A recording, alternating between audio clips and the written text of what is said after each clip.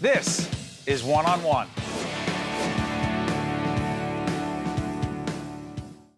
We're joined by Corinne Zupko, who is an author of an interesting and compelling book called From Anxiety to Love. How you doing? I'm doing great. Thank you so much for having me. What are you doing writing about anxiety? Like as if there aren't millions of people dealing with it every day, or not dealing with it. Possibly, but it is a rampant problem. I'm writing about it because of what I went through, and I hope to help others. And the feedback that I've gotten about the book already has been really heartwarming. What's the message of the book?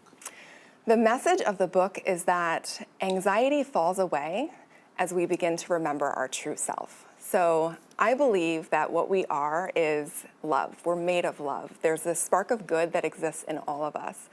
And it might be really deeply buried. It might be covered on layers upon layers of fear. But the more we get in touch and connect with that, the anxiety falls away. It's not like we have to effort or strain or really, although it's a process and it's work, it's not like we have to work hard at getting over our fears. The fear falls away as we connect with ourselves. Is that what happened for you? Yes. By the way, just if you, without putting you in an uncomfortable and anxiety-filled situation, what did you experience? I have been diagnosed throughout my life at various points in time with multiple different anxiety disorders. So my first anxiety disorder diagnosis came at the age of 2, around there, when I was really young. Separation anxiety disorder. My poor mother could not leave the room, even in our own house, without me screaming my head off. And the anxiety, I grew out of that, but I like to think about how fear is kind of like a shapeshifter. So it sort of will go underground and morph and change and maybe come out another way. It pops up sometimes. Like where did that come from? Like a leaky pipe, until you start to get to the root of the fear. So I grew out of the separation anxiety, but I had a lot of phobias develop, and I started worrying about getting sick. You know, every little pang of pain, I was like, am I dying of a terrible disease? The what ifs. The what ifs. By the way, I never said this on the air. I had that too. I think we all do. I think we all do. You got a bump, you got to think, it's got to be something terrible. Yeah. My wife would be like, will you stop? It's putting the fear ahead of the reality. And one of the worst things we can do is go on the internet and search for our symptoms, because the internet will tell us the worst case scenario. It doesn't help anxiety, does it? Not at all. Not at all. Okay, so you're dealing with it. You're struggling with it. Mm-hmm. What makes you say, I want to help other people?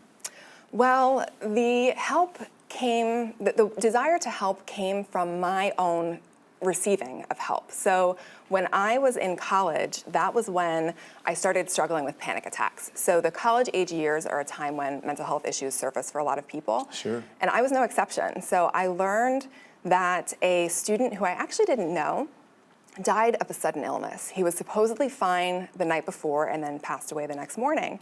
And I remember just being terrified that that was going to happen to me, or how could this even happen? It just seems wrong that could happen to somebody. And that was when the panic attacks began. And I felt like I would try anything to feel better. And of course I got into therapy, and I was greatly served by my counselor. Although I needed to go deeper than what we did, the work still helped enough that I knew I found my calling. I switched my major from, I think at the time, physics to psychology, and I knew I wanted to go into counseling. And what's interesting is you do online counseling? I do online coaching. Coaching, I'm sorry. Yes, I do. Coaching. I work with groups with educational workers. How rewarding is that? It's so rewarding to get to... Why is it? To make meaning out of your own darkness, out of your own struggle, to be able to take what I've learned and turn around and be able to help somebody else is the best feeling in the world. Stay on that point. I do a fair amount of coaching in the area of public communication, speaking, seminars, workshops, leadership and communication. And very often the people who are speaking in public will often say in a seminar, I literally can't do it. What do you mean? They're top-level executive, mid-level manager, whatever. He or she says, I can't do it. And part of the way, it's not really about me, but part of the way I deal with them and help them is to talk to them about some of the anxiety I felt and sometimes continue to feel about performance anxiety in public situations. And very often they'll say, without belaboring the point, no, that's ridiculous. You've never done that. This is what you do professionally. But the reality is, if you don't tell people for real, and I can cite chapter and verse about when I literally had a full-blown whatever, they think they're the only ones, don't they? And that's what anxiety always does. It's just me. We always think it's just us. And I can't tell you, when I started talking about this publicly and writing about it and blogging about it, I had so many people come to me from elementary, high school, and college and say, oh my gosh, Corinne, I had no idea I have had anxiety also. I've struggled with this for years, be it anxiety or depression. So we don't talk about it enough, and we really need to. It's not permanent? I don't believe it is at all, because like I said before, when we start to connect with who we really are and drop the layers of fear, the healing that I've experienced, if you could see me before and after, it's like night and day. Like right now? Like right now. You're really good on television right now. I forgot to I shouldn't tell you you're on television. I'm just having a conversation.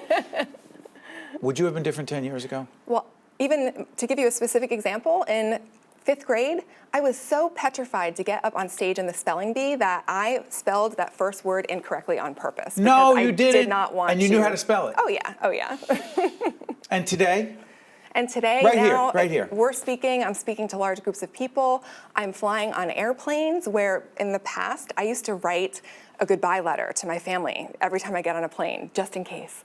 And now I'm able to fly without medicine, without white knuckling, a meditation the whole time, because I'm trying to keep myself calm. Best piece of advice you give someone listening right now, because you know many are struggling with anxiety.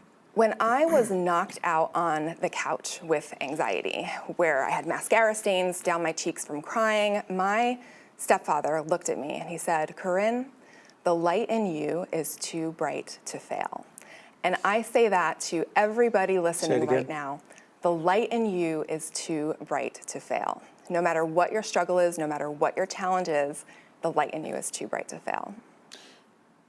You may not realize it, but you just helped a lot of people in a short period of time. I hope so. And I thank you for joining us. Can I tell folks again? Absolutely. Corinne's book is called From Anxiety to Love. And I thank you very much and wish you and the people you work with every day nothing but the best. Thank you so Thank you much. for sharing.